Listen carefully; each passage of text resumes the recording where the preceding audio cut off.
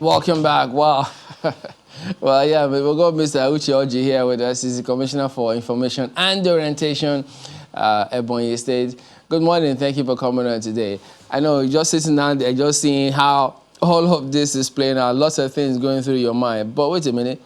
This is an ABC matter, which happens to be your party. So I wonder what was going through your mind while you were watching all of these things. As a matter of fact, issues in the court are not meant to be discussed outside the court. And so I won't speak about that until the court does determine or gives a terminal determination on all the issues. Well, in this case, many of them, judgments have been given. And so, yes, people can comment on when judgments have been delivered. But moving forward, talking about the NSAS matter, there's lots of sit-ins, different panels in different parts of the country. I know Ebonyi State, they say that they want to work with the youths to see how they can improve their lot and what exactly to do that will give long-lasting results. I think perhaps remains a little divided because there are different opinions across different parts of the country. But your state is approaching it in a particular way. I'm just wondering, what kind of impact is it having? I know the governor, they say they're setting aside some money for these people. So are you getting any results as of yet? Yeah, as a matter of fact, issues of the agitations of the protesters of NSAS are issues that have national concern. And going by what happened, the monumental loss that we did encounter last year, I think every government in every jurisdiction has to really look at the agitations and the concerns of our youths and all the non-governmental organizations that trooped out in the streets to protest. That was what informed even Mr. President's decision to set up a committee to look at how the various jurisdictions can dialogue with the youths. And so the federal government did encourage all jurisdictions to really engage the youths through summit or conference, through a dialogue to say, what can we do to have a better Nigeria? And the governor being proactive, being a person that had to really convoke a 7-day youth summit. And of course, the issues are very clear, the thematic areas that should be discussed. One is on job creation, how to use the entertainment industry to really create job, create wealth, issue of security, good governance at all level, education, and all of that, even digital economy. And so youths were drawn on a quality basis from each of the local government areas. And of course, some state-based non-governmental organizations were also invited. A total of 1,500 number youths came to a conference. And in the first 3 days, they were really made to really, to be really brushed by resource persons on what should be discussed. Then the last 3 days was for them to really give a feedback, their own impression about all the issues in the thematic areas. Now, is it making an impact? Yes. Going by the communique, you can see that there is consciousness on the side of the youths on how this country can continue to move forward as a virile nation. Now, they had to discuss or let's communicate on some issues, including how to really get the youths mainstreamed in national politics. They also suggested that, if possible, let there be 50% affirmative action for the youths. And again, let there be a kind of youth training institute in all states of the Federation to raise our youths who are going to be leaders of tomorrow. These are some of the issues that they raised in their communique. Of course, they did advise that every government must look into going forward, tapping into the potentials of the youth through engaging them in active politics and governance. Clearly, Mr. Orji, there is so many issues that were raised at that point. But for your state, what were the learning points? What were the things you discovered about the peculiarity of the youth population in your state? As a matter of fact, we did discover that we have a lot of potentials in our youths. The youths are the leaders of tomorrow. And we also saw there is a total disconnect, virtually total disconnect between the government and the youths in terms of taking advantage of their potentialities in the area of creative industry, in the area of digital economy, in the area of bringing their ingenuity into governance. And of course, we do know that in the history of governance in Nigeria, we keep turning, leaders. You see a leader that was like an office holder in the last 20 years is still there at the corridors of power. You see a man who is over 60 years is still there. The son who is 30 years has not been given opportunity to be a councillor. These are all pertinent, crucial, burning national issues that need to be focally addressed. And it is only when that is done that all of these agitations can now go down. So I think that we are sitting on a time bomb if we don't really squarely address all issues that the youths are raising, not only in Ebonyi State. But I think that we've taken a step moving forward by ensuring our current government does ensure that in all appointments we give youths a very wonderful opportunity. Like in the Executive Council, we have 110 non-biased members. But out of them, we have no less than 80% that is youth, including myself. And of course, the governor had to, he had to really embark on what we call mentorship, whereby, technical assistants, senior technical assistants, executive assistants, we are drawn from among the youth to just give them mentorship. Of course, our governor operates an institutional kind of government. He is in himself an institution. And so to understudy him is very, very important. To understudy our leaders by these youths is very critical. And that has really helped Ebonyi State. And that is why you are seeing the progress that we have made, which I may talk about in due course. Of course, we'll get to that, but it's also quite interesting to hear that you're a youth. Because for some people, the definition of youth is maybe between the ages of 18 and 25, 30, but clearly the boundaries are limitless these days. But when you talk about affirmative action, which is quite important, and you say that you've noticed that there are people in government that were there 20 years ago, I just wonder, for example, would you be retiring before the next 20 years such that you can give a chance to other young people to attain the kind of position you're in right now? What's the conversation around those in leadership right now such that in the next 20 years we'll be saying, well, we saw them in government 20 years ago and they're still there? It is actually part of national planning that we must really imbibe. I was in the House of Assembly for the first time at the age of 31. I'm about 45 years plus now, which is within the realm of a youth. So you're a youth? Interesting. I'm a youth. Now, there has to be a deliberate plan, a concerted plan by leaders to say, yes, even if I go into leadership, look at when I should be rounding off. There should be mentorship.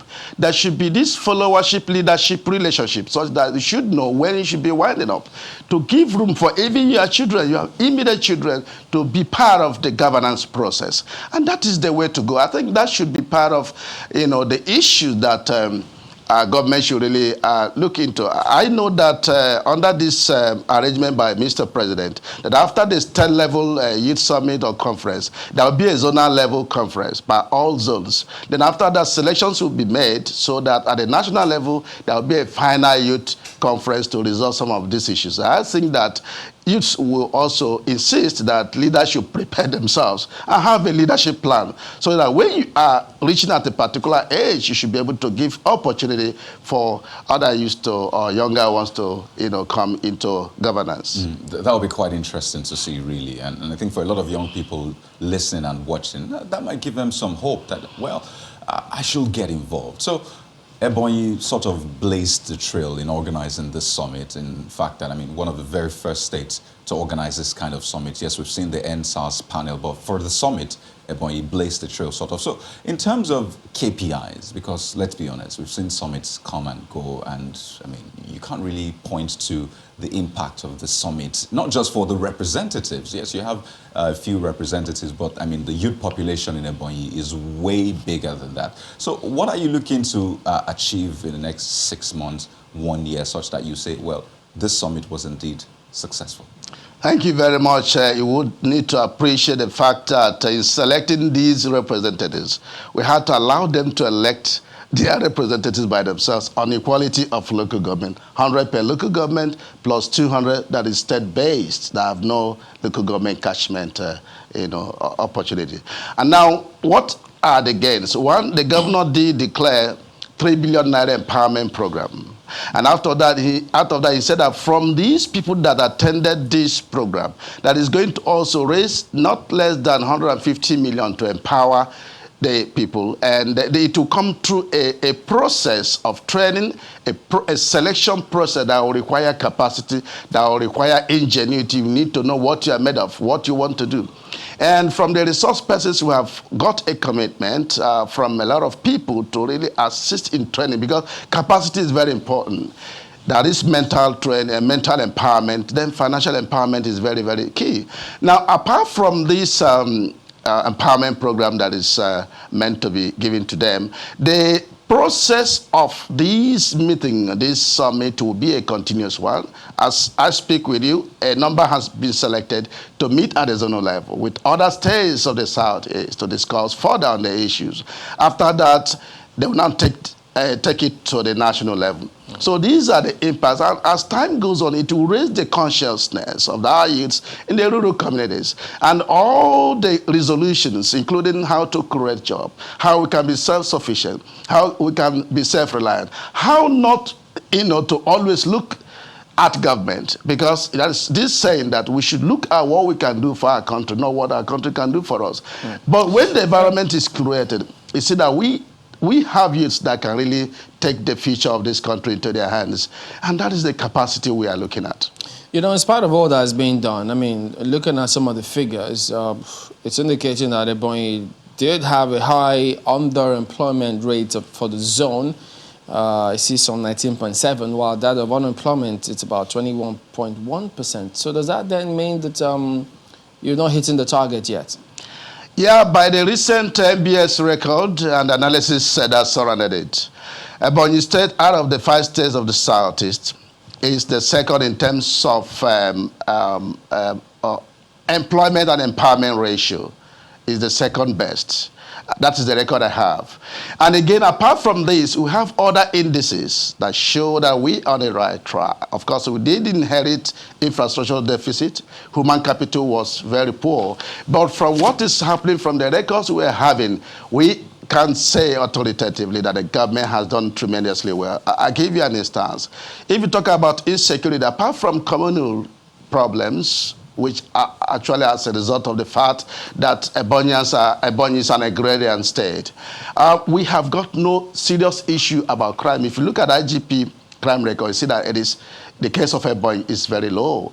And again, if you also look at the education index, under Governor Mahe, somebody from Ebonyi State made it as the best medical student that gained admission in the whole Nigeria into a university. A local government from Ebonyi State made it as the local government with the highest number of people that gained admission into university under Governor Mahin's administration. The World Bank Index of 2018 said that Ebonyi State is above average in the area of health, maternal mortality ratio.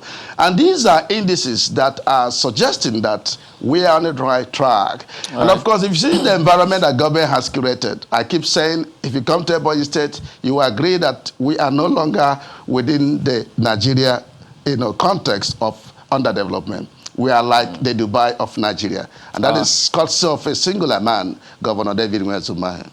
How did I know that the word was going to come forward? So is there a target as to the age bracket of who will become the next governor? Well, I do not know, but the future belongs to our youths. What would voting is all about... What's the thinking? What would the government like to see? Yeah, from the consciousness that the youths are raising now, from the agitations, from the communique, I am thinking there will be an aggressive pursuit of enthronement of a youth, a young person, as governor. But then, there's no constitution, there is no law that says, it must be a youth. So it's a doing of the consciousness of the will of the people. And the will of the people is the will of God. We'll see how that plays out. Thank you very much indeed, Orji, Commissioner for Information and Orientation, Ebonyi State. All right, we do have some messages, feedback coming through. Mark, you got some of them as well? Indeed. This one is from Comrade Dari, and he says youth has really been denied all opportunity of leadership in Nigeria. It is easier said than done. The question is, how can youths come on board when even political parties make it difficult through exorbitant amounts for a nomination form. But I heard something new today. I think it was my colleague who was saying that the boundaries of youths are limitless these days. Or maybe Comrade Derek can take that into cognizance when he's posing this question. I think there's conscience waiting. Yeah. Oh, absolutely, Malpe. Take a look at this one from Conscience. Yeah, like you said, what manner of cooperation does the IGP expect from the states in spite of the humongous amount of the states expend on the police without command and control respect from the police, except with the creation of state police, Nigeria is deceiving itself on security. And then you see Peter saying, how about finding merit in the zone rather than approaching this merit thing from a heterozonal perspective? Ooh. Finding zone in the merit. Mm-hmm. Well, Papa Donkey says, the PDP has not adopted merit over zoning. Perhaps that's your answer. The Bala Committee made a recommendation and the party will consider it. It is worth mentioning that the PDP constitution recognizes the rotation of power as a fundamental ingredient to national unity. Is that calling from an adjustment to that constitution? No, that's from Papa Donkey. A restructuring of the constitution. Yeah. Well, that's the show for today, everyone. Thank you so much for watching. I am Kayode Okikere. I'm Ayo Makinde. Have a great day and a wonderful weekend. I'm Chamberlain Uso. Well, we still see you, Uchenna and Oliver and Famous and so on and so forth. Thank you for sending those tweets. I'm Malpe Ogun Yusuf. Have a good weekend.